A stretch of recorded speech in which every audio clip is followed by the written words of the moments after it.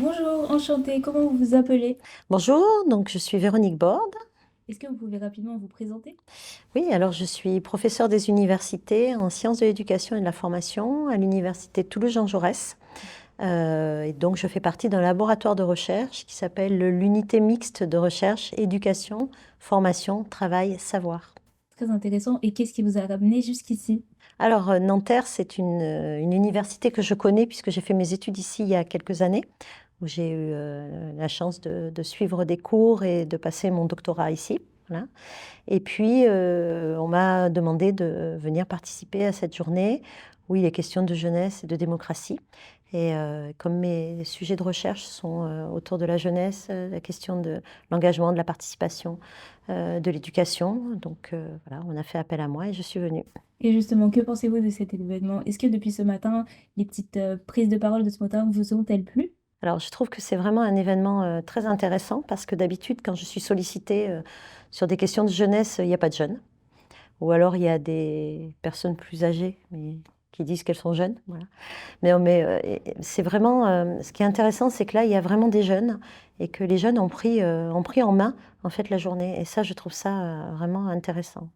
Justement, par rapport aux jeunes, qu'est-ce qui pourrait justement continuer à nous engager, à nous intéresser à ce type d'événement? Parce que, par exemple, pour moi, en tant que jeune, je me suis naturellement dirigée vers cet événement, mais quel message vous pourriez passer aux autres afin qu'eux aussi s'intéressent à ce type d'événement? Ben, le message, c'est de laisser parler sa curiosité, de ne pas avoir d'a priori et de se dire, bah, tiens, ça vaut le coup de venir passer une journée. Je vais rencontrer des personnes, on va discuter. Peut-être que j'aurai des gens avec qui je suis d'accord, peut-être qu'il y aura des gens avec qui je ne suis pas d'accord. Mais le principe, c'est de faire le premier pas et de venir voir. De la curiosité. Et après, quand on vient dans une journée comme ça, on n'est pas obligé de rester toute la journée si ça ne nous plaît pas. On peut repartir. Donc voilà, je trouve que ça vaut le coup de passer le pas et de venir voir. Après, pour que les jeunes reviennent, ça c'est encore autre chose, Ouais.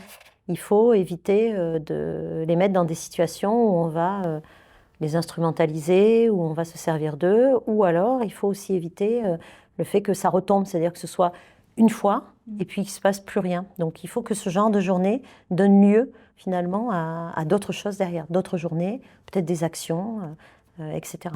Justement, très souvent, on dit que les jeunes ne prennent pas part, pardon, à la démocratie. Comment pourraient-ils faire, justement pour s'emparer de cet outil de la démocratie, du dialogue, et cetera, au travers de ce type d'événement? Comment les encourager à participer? Alors déjà, c'est faux quand on dit que les jeunes ne participent pas. Merci. Donc déjà, toutes les études le montrent. Les dernières études sur la participation des jeunes on montre que les jeunes participent.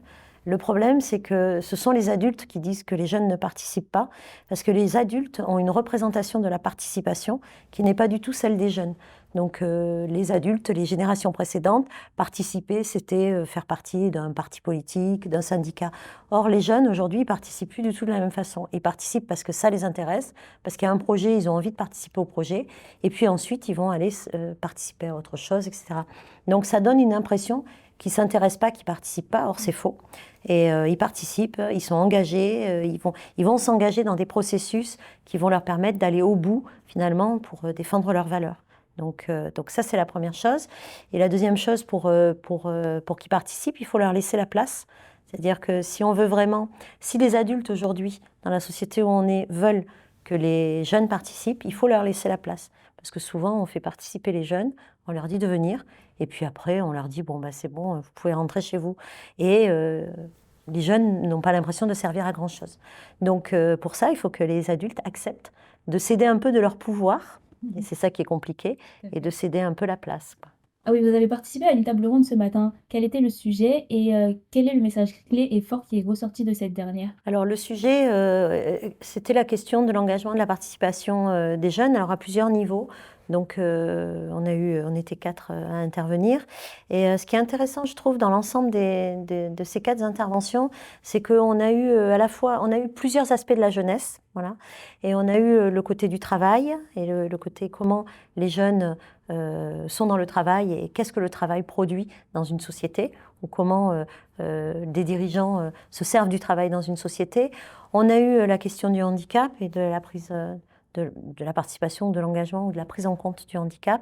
Et puis on a eu une intervention sur la philosophie et comment la philosophie peut être une pratique pour justement commencer à amener des enfants et des jeunes et des publics, tout public, à venir participer, prendre la parole, savoir argumenter, savoir construire en fait un esprit critique. Et je trouve que ces 3 interventions, bon, la mienne elle était plus sur engagement, participation, conscientisation, mais je trouve que les 4 interventions elles se complétaient vraiment. C'était vraiment comment on permet aux jeunes de trouver leur place, pas une place qu'on va leur attribuer, mais une place qu'ils vont choisir, qu'ils vont construire, et comment du coup on les arme pour qu'ils puissent construire cette place-là. C'est une question sans réponse, mais je pense que dans les années à venir, nous obtiendrons cette réponse-là. Moi, ce que j'ai envie de dire aux jeunes, c'est qu'il ne faut pas qu'ils se désespèrent, qu'il faut qu'ils continuent, parce que on a toujours l'impression qu'ils ne participent pas, qu'ils ne sont pas là.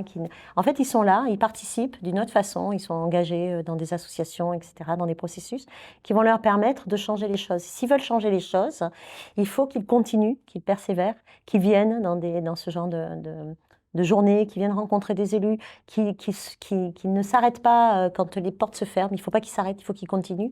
Et il faut qu'ils soient en capacité de montrer comment tout ce système qui les contient, eh ben, ils peuvent en sortir et en faire quelque chose. Voilà. C'est plutôt un